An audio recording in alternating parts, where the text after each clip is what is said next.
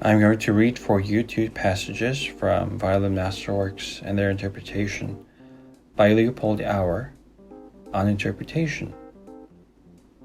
Now, Auer taught Jascha Heifetz and Misha Elman, so this definitely wasn't some obscure violin teacher. As a matter of fact, he still is considered to have been one of the best pedagogues of all time.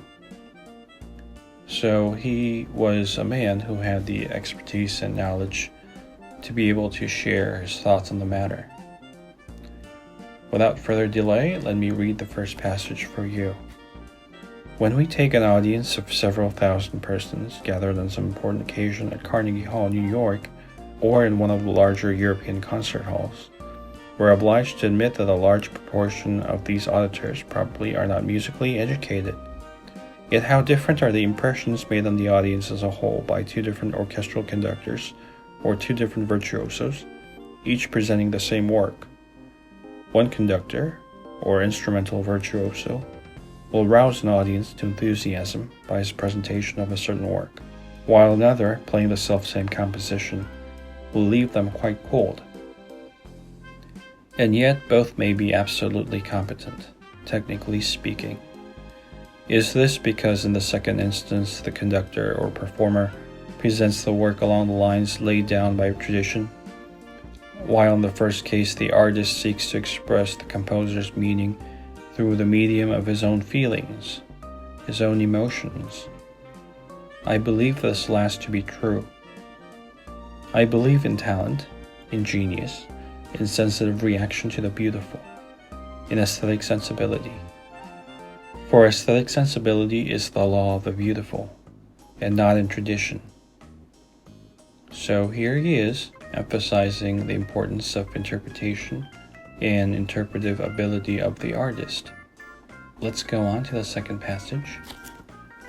Monotony, colorlessness, lack of shading will destroy the beauty of the finest work.